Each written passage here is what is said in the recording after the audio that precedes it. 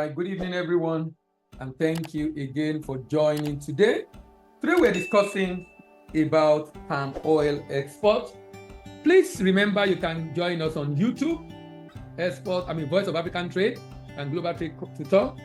Like, share, drop your comment, and we'd like to have you with us on YouTube.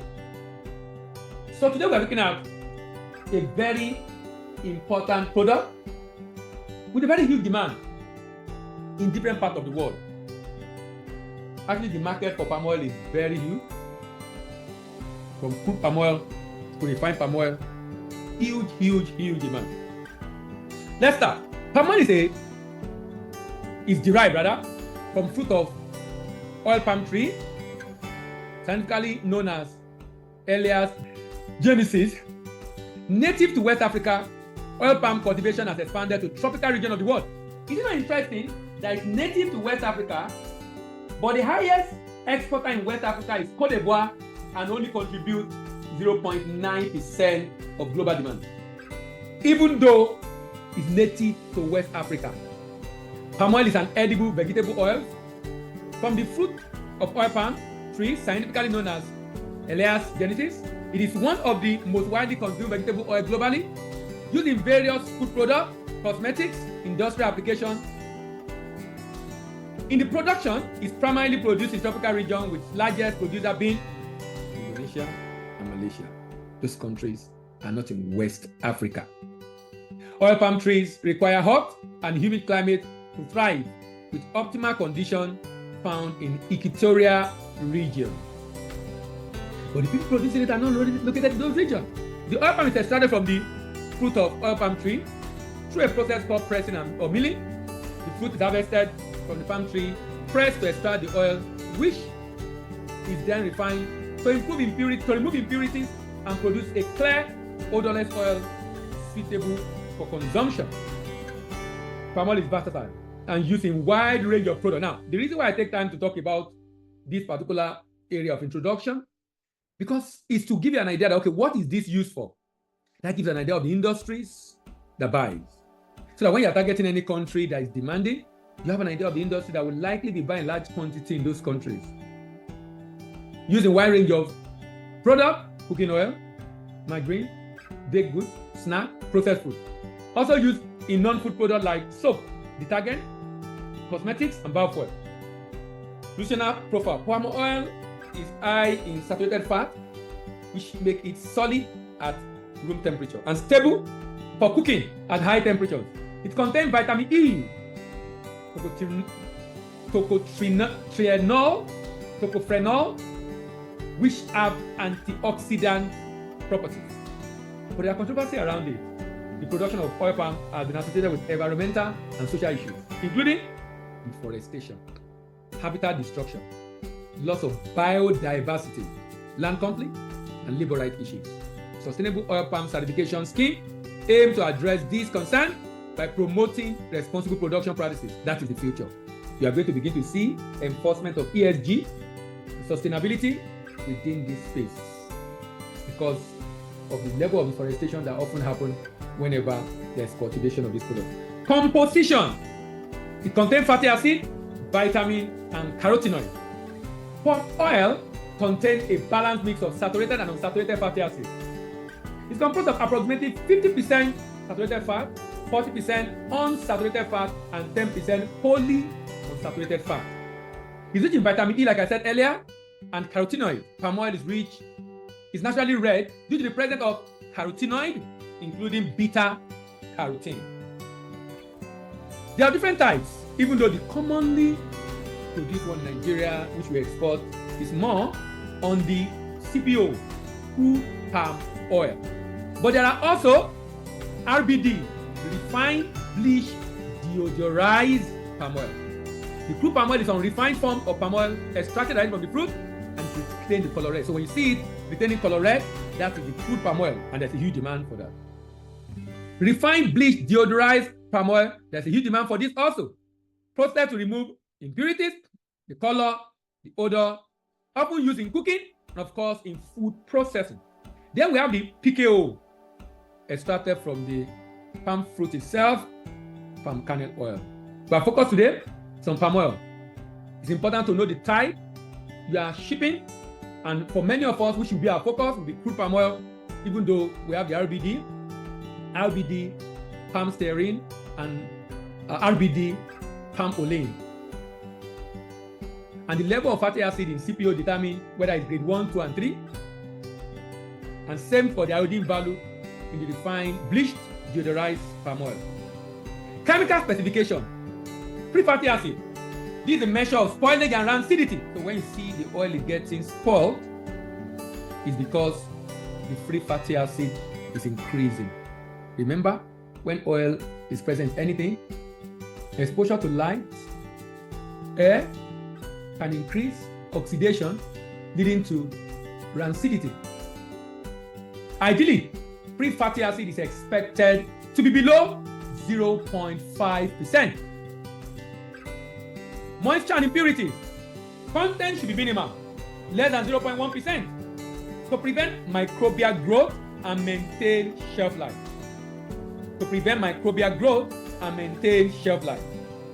Color range from light yellow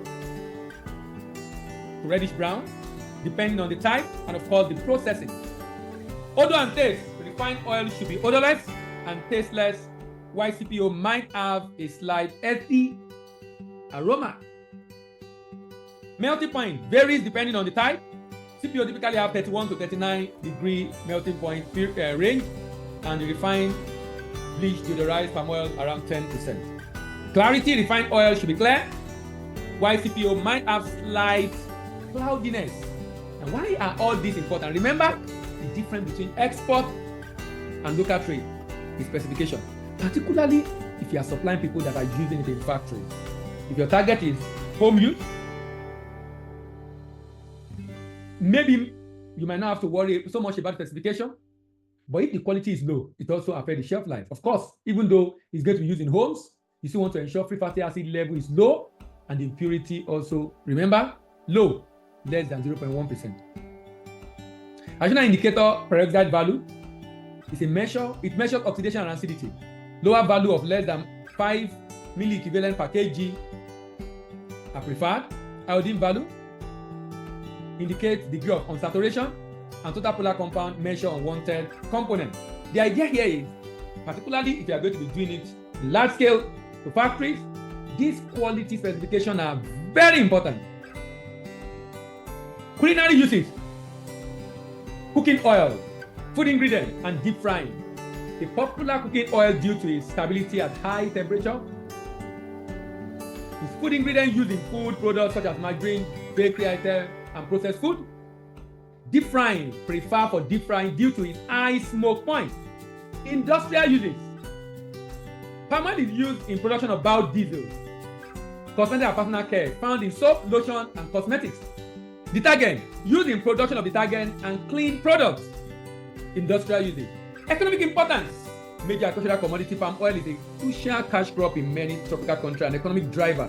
So the people that want to use it for biofuel, cosmetics, personal care, and detergent are very keen of the quality, particularly the specification. Always remember that for agri products, the quality depends on who is using it and what is using it for.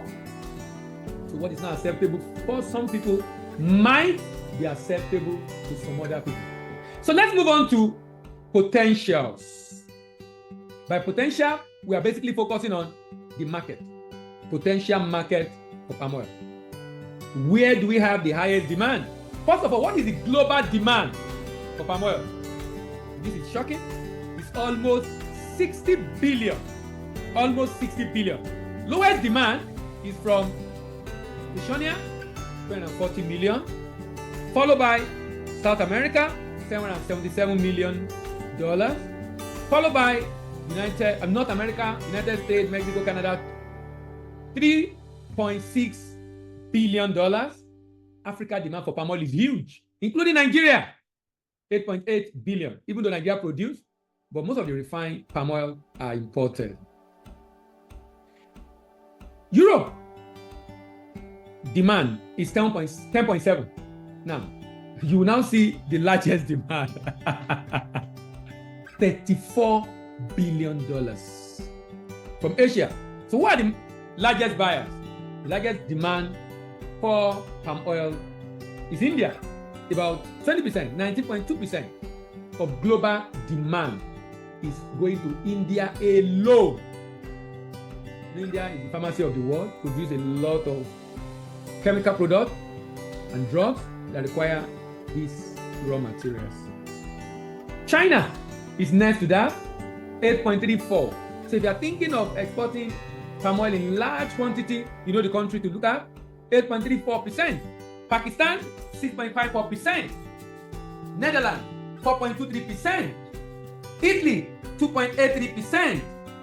Kenya, 2.2%. United States, 3.08%. 3.82 rather. 3.82%. United States. But the demand, or the major demand, is from Asia. India, followed by China. What's the largest exporter? Malaysia and Indonesia. And there's a story around how Malaysia came to pick up. How Malaysia came to pick up the seedling that they are using from Africa. From Nigeria. And someone said from Benin. Today they have been a lot better than us in production and of course in export. Let's look at packaging of this product for export. The packaging of palm oil product for export is crucial to ensure quality, safety, and compliance with international standards. Here are the key considerations for understanding the packaging of palm oil products. Number one, container type. Container type. Container type. You can use FlexiTank, a flexible bulk liquid container that fits into standard shipping container. They are commonly used for transporting large volume of oil palm. Steel drum, commonly used for packing palm oil in smaller quantity. They provide protection and are stackable. The packaging material should be food grade. Ensure the packaging material commonly used comply with food grade standards to prevent contamination. Polyethylene liners use inside container or drum to provide an additional layer of protection. Labeling. Clear labeling and packaging is important. I'll talk about that later on. Barcoding also and certification. Quality control. Conducting quality check is important. Ensure proper sealing. Now, one of the challenges of palm oil is leakage. So sealing is so critical so you don't mess up the surrounding or the vessel or the plane, whichever option you are using for transportation. Stackability. I'll show you some pictures very soon. People use keg, people use drum. But whatever you are using should be such that you can stack it on each other. So it can fit into the container. Ensure that the packaging allows for safe stacking during transportation. Secure fast lid to prevent spill during transit. Sustainability practice. Consider using recyclable and eco-friendly material, and of course minimize packaging waste and explore environmentally friendly options. These are serious issues coming up that will become a major consideration in future. Temperature. If you are transporting to region with varying temperatures, consider insulated packaging to prevent change in the oil consistency. Packaging size. Customized size. Offer palm oil in various packaging sizes, and you see some. I'll show you pictures. And I've seen some very nice packaging in recent time. Clearly declare if palm oil is considered hazardous or not hazardous for proper handling during shipping. It's very important the shipping line or airline know what they are carrying. Use packaging as opportunity to brand, of course. Also a way of preserving it and preventing moisture. Understanding and implementing proper packaging practice are crucial in maintaining the quality of palm oil during export. It contributes to the product marketability, ensure compliance with regulation, and supports sustainable and responsible business practices. Palm oil, a versatile vegetable oil can be packaged in container as follows. Bulk shipment, used for large quantity, typically involving dedicated stainless steel tank within a container. Flexi tank, an alternative to dedicated tank, large and flexible liner placed inside the container. It can fit into any shape. Drum, for smaller shipment or specific grade, steel or plastic drum. Some people use keg. Drum provide easier handling and protection, but less space efficient. That's the challenge of drum. Less space efficient. The 20-foot container can typically hold 18 to 22 tons if it's bulk, even for flexi tank. But if you are using drum or keg, the number of drum per container depends on their size and stacking efficiency. For 180 kg drum, 70 to 80 drum implying 12 to 14 tons. 200 kg drum, 60 to 70 drum implying also 12 to 14 tons. If you are exporting refined palm oil, it might require different packaging material or handling procedure compared to crude oil, origin and destination. The regulation in this place are important. We'll talk about documentation very soon. So it's important you have a good understanding that while palm oil is relatively stable at room temperature, maintaining moderate temperature around 30 to 40 degrees might be necessary for extended journey or specific grade to prevent solidification and potential quality degradation. So it's important you label. It's important you label. In labeling, the name of the product, of course, is palm oil. The volume to be stated. It doesn't have any ingredients, just palm oil. How it should be stored. The expiry date. How long will it last? How long will it last? Genetically modified ingredient if the palm fruit used is GMO. Traceability, batch or lot number. The name and address of distributor and nutritional fact. We'll go on a short break. When we return, we'll come and talk about paperwork documentation. John, a determined entrepreneur, desired to go into export business but was clueless about the process. He was introduced to Export Hack, a comprehensive and product-specific online course for mastering export of agro-commodities, processed foods, solid minerals and manufactured goods. John immediately bought the Export Hack for product of his choice at 100,000 Naira per product and voraciously learned about the specifications, packaging, documentation, market potential, pitfalls, pricing, risk mitigation, and strategies for securing buyers abroad. Through Export Hack's guidance, John boosted his export skills and became a proficient exporter. With the newfound expertise, he navigated the challenging landscape and successfully avoided common pitfalls in export business. Today, John stands as a master in exports business, a testament to his perseverance and invaluable lessons from the Export Hack. To buy the Export Hack for your product of choice, visit globaltradecollege.com or call 080920000424, 080920000424. Paperwork. That's documentation. Paperwork has to do with documentation. International trade is largely a business of documentation and logistics. International trade is largely a business of documentation and logistics. So it's important for you to understand the documentation requirement for this product. It's so important because that will help the buyer to be able to clear the goods at destination market. If you do not get this right, the buyer might not be able to clear the goods upon arrival at destination. What are the documents required? First of all, from Nigeria, you will typically do what is called NXP, pro forma invoice, export certificate or export license. Then you have to have CAC for you to be able to get the export license. And all this will be processed on system.gov.ng. To apply, it's more like export declaration if you call it. Export declaration if you call it. The export declaration is done on the platform and submitted to your bank. When you declare the export, it's submitted to your bank. Now it's submitted to your bank and the bank then submits it to the inspection agent. Submit it to the inspection agent. The inspection agent process it, approve it, then you can do the shipment. they process and approve, and then you can do the shipment. In exporting the item, what are the documents required? In exporting the item, the buyer. Now in clearing, the technical will issue single bill declaration, as issue clean certificate of inspection, while custom issue single bill declaration.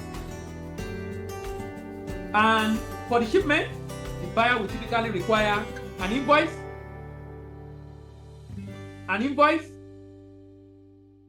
showing the detail and description of goods and the price. Then you have packing list, showing the detail of how the product is packed. Then you have bill of lading, the transport document, indicating transport from port of loading to destination. Certificate of origin, not required by many countries, but some countries will require it, depending on the agreements that are available.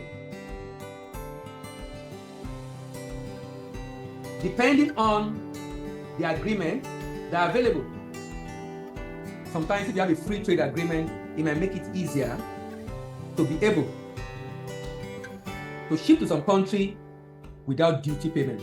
Some buyer will require certificate of analysis.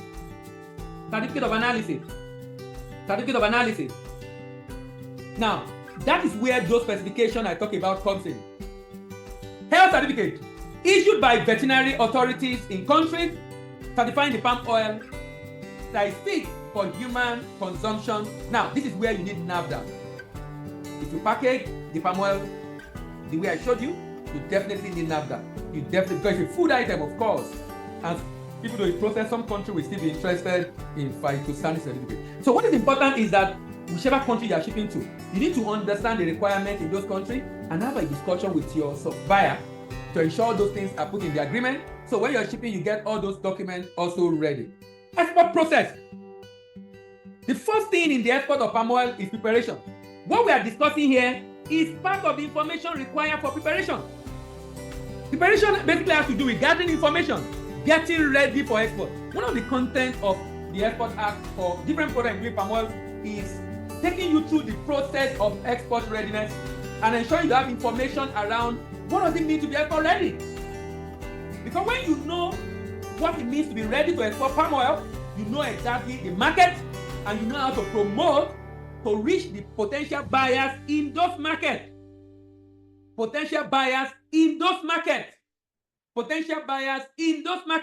And then, with the promotional effort being made, you can achieve the next phase, which is getting purchase order, discussing pricing, and getting your purchase order. And then the next phase is procurement and production.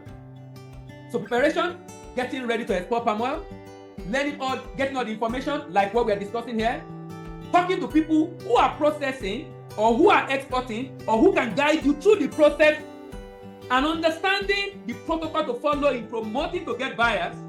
In order to get purchase order, negotiate price, sign the agreement, and then you can procure or produce. Now, if you're a producer, fantastic. But if you are not a producer, you can procure. It's important for us to know as Nigerians that a number of products you receive from China, shipped from China, the people selling them do not manufacture them. They are merchants. They connect buyer to seller. They are merchants. They buy from manufacturer and sell to different parts market of the world. They are merchants.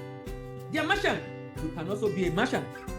So identify the major producer of this product, discuss with them, see how you can negotiate. Some of them can produce for you in your brand, and you can begin to consider it for the export market. Procurement and production. Packaging and labeling. If you are doing it in retail form, you need the packaging and labeling. And I've shown you what should be part of your label. It's important you ensure that the product is well labeled. Then you have post-export document. So the pre-export document and then post-export document. The pre-export document, we've looked at that already. That's the export declaration. NXP, pro forma invoice, and all those other things you need to do before the good leave the country are the pre-export documentation. Of course, the port clearance is done. You need to get a forwarding agent for this, and we can assist you with the forwarding activity for your shipment. Then post-export documents, those are the documents required at the export market. And then we have port-to-port shipment. Port-to-port shipment. Then presentation of documents. Now, when payment will be made depends on the agreement between the buyer and the seller. If you are using letter of credit or bill for collection or open account or cash against document, the payment method you agree and the payment terms you agree is going to influence to a very large extent if payment will be made before arrival. Document is presented either to the importer or to his bank.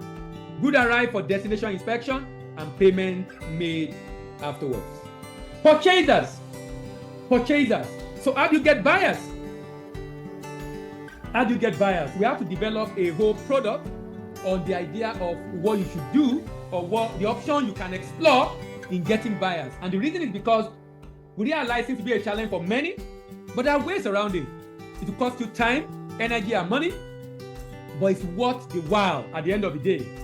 Look at some of the options you can explore. You can explore the social media as a marketing channel.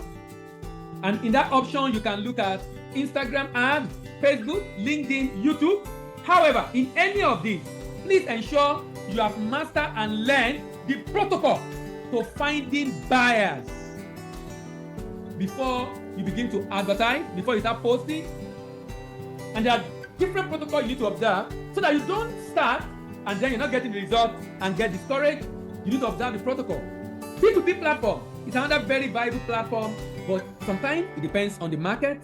Some are Asian sensitive, some are Europe sensitive, some are America sensitive. What I mean is you get more buyers in a particular region. And for some other products, some are product specific. So you need to be sure the kind of buyer you're looking for is on that B2B platform. You can also buy database company. I've shown you already the country that buy. So you know this country buy, you want to know who are those that buy from this country. What do they use it for? What are the specifications they require? And then you can buy the data of importers and then reach out to the buyers in those countries. But in doing that, I would recommend you use a partner, which can be in form of overseas sales representative, overseas subsidiary company, or overseas sales branch. And more importantly, is trade fair. The most expensive option, although many people go for trade fair and really do not get buyer because many people go for trade fair to go and sell instead of looking for partners. Instead of looking for partners to work with, some go to trade fair to go and sell. So at the end of the day, they sell, but they don't have buyers to sell to afterwards. Pricing. Basically, I'll be talking here about the cost element that you must consider and factor in before you decide on the price. Your price can be FOB, your price can be CFR, your price can be CIF, but whichever Incoterms you have agreed with the buyer, factoring all these costs then become very important. The product cost, that depends on your production cost or the price you are getting it. So factor that in. Then transport, depend on the warehouse you are shipping it to, or if you are shipping it straight to port. Warehousing, I don't think you need warehousing cost actually for palm oil because it can be shipped straight to the terminal, inspection done, final inspection, because you'll have done testing before you even move it, and then load into the container. Transport to the port depend on the destination they carry and the product. A typical forwarder will charge you forwarding fee, that's export clearance fee, by the professional forwarder between 150 and 250 depending on the container and the product. Shipping line local charges between 30 and 40,000 per container. Freight charge, that depends on the carrier, the product you are shipping, and of course the destination of the shipment. NXP processing fee, that's 8,000 per NXP. That's the NXP, the Nigerian Export Proceed Form. That's the export declaration form. Then you pay, the only fee you pay to government is called the FOB. Stuffing and logistic fee about 130 to 150 per container, depending on the terminal.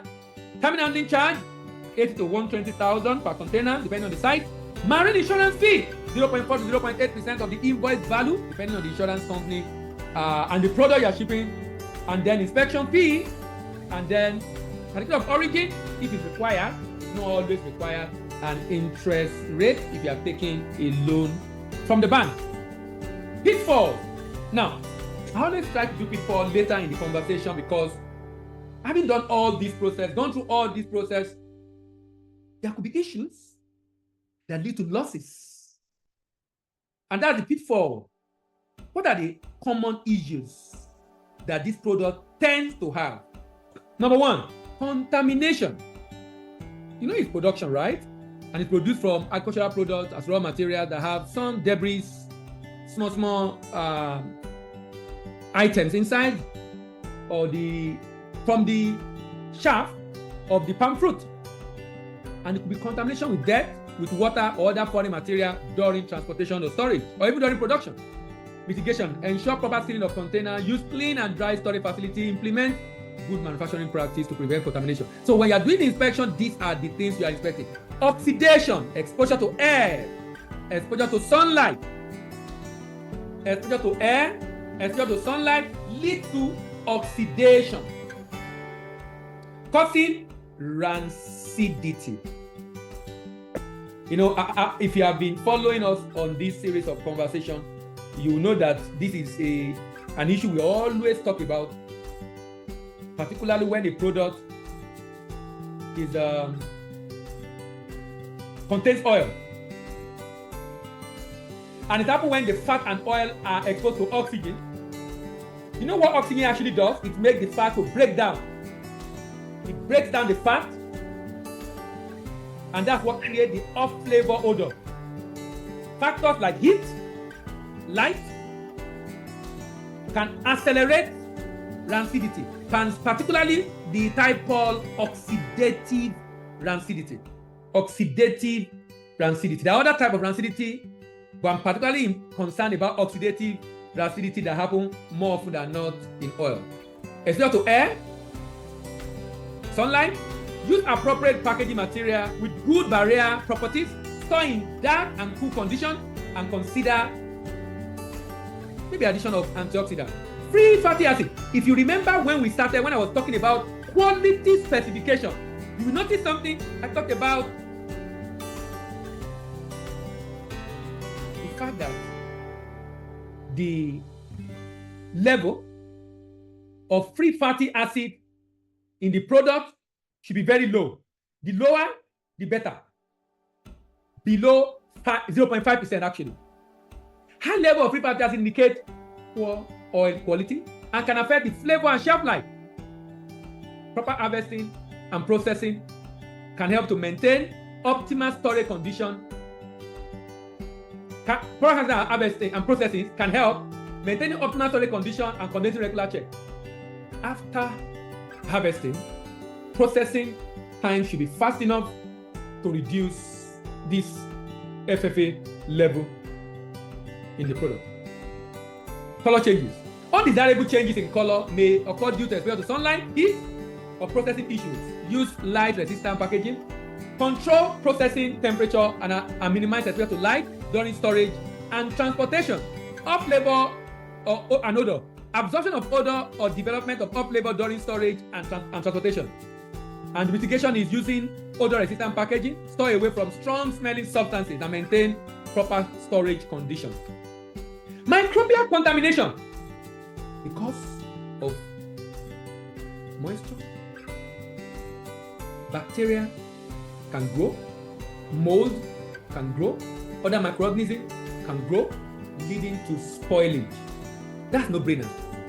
It's an agri commodity. The higher the level of moisture, the higher the chance of microbial contamination. Proper hygiene practices during processing, use of sanitized equipment, and ensuring proper storage condition to inhibit microbial growth. Elevated level of moisture content can lead to microbial growth and affect stability and promote rancidity. So proper drying process during production, use moisture-resistant packaging, and store in dry conditions. Adulteration, dilution or adulteration. If you are buying from people producing, you need to ensure you work against adulteration. If you are buying for those producing for you, you need to ensure you consciously and deliberately work against adulteration. And that's the whole essence of checking quality, adding low quality or other substance. In fact, for palm oil, you see all sorts of things abroad. People add different things. Sometimes you hear, I don't even want to talk about what they add to it, to make it look red and different level of adulteration, particularly in export market. You see different kind of palm oil in UK, different kind. I mean, and that's because it's for home use and nobody's testing. People just buy it because it looks like oil, so we buy it. It looks like palm oil, so we buy it. Implement proper drying process. Implement strict quality control. Regular testing. If you're buying, testing will be a way to prevent this from happening. That means you have specification also you want to follow yourself. Packaging material issue. Poor quality or damaged packaging material can compromise the integrity of the product. Use high quality food grade packaging material, inspect packaging for damage, and ensure proper sealing. Temperature abuse.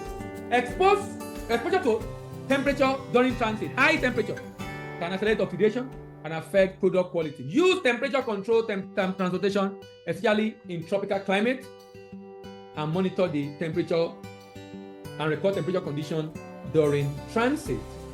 Sustainability is a big concern. It's a big concern that you need to be concerned about. But going to the future, there will be certification around this. By addressing these common quality issues through proper handling, storage, transportation practice, and adherence to industry standards, Exporter can maintain the quality and reputation of their palm oil products in the international market. Let's go to a short break. When we return, we round up. John, a determined entrepreneur, desired to go into export business but was clueless about the process. He was introduced to Export Hack, a comprehensive and product-specific online course for mastering export of agro-commodities, processed foods, solid minerals and manufactured goods.